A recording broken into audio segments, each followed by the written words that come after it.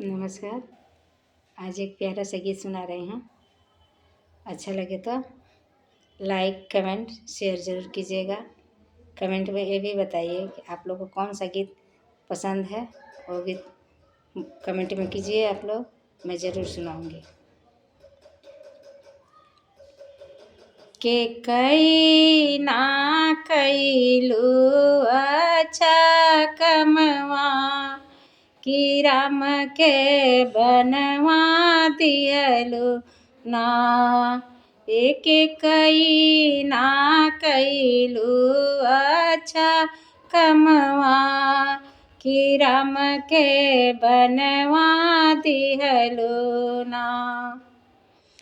कवन भैया बनवा जई हैं, कवन भैया सथवा जई हैं, कवन भैया बनवा जई हैं, कवन भैया सथवा जई हैं, कवन भैया राज छोड़ी पर रही है कि राम के बनवा दिहलु ना। कवन भैया राज छोड़ी पर रही है कि राम के बनवा दिहलु ना।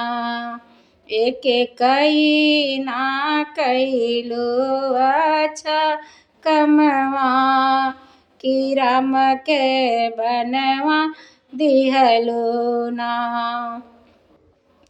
राम भैया बनवा जई हैं, लक्ष्मण भैया सथवा जई हैं, राम भैया बनवा जई हैं, लक्ष्मण भैया सथवा जई हैं, भरत भैया राज छोड़ी पर रही हैं कि राम के बनवा दिहलु ना।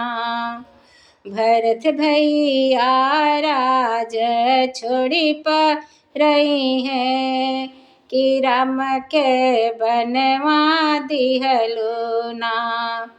के कई ना कैलू अच्छा कमवा कि राम के बनवा दिहलु ना। के कर हरनवा भैले, के कर मारनवा भैले, के कर हरनवा भैले, के कर मारनवा भैले, के कर लागल शक्ति बनवा कि राम के बनवा दिहलु ना।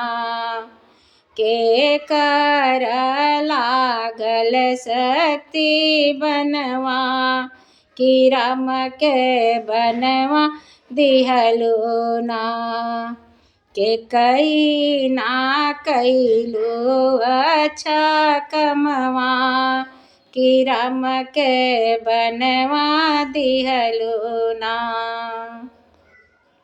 सीता के हरनवा भैले, पिता के मारनवा भैले, सीता के हरनवा भैले, पिता के मारनवा भैले, लक्ष्मण के लागल शक्ति बनवा कि राम के बनवा दिहलु ना। लक्ष्मण के लागल शक्ति बनवा कि राम के बनवा दिहलु ना। के कई ना कैलू अच्छा कमवा कि राम के बनवा दिहलु ना।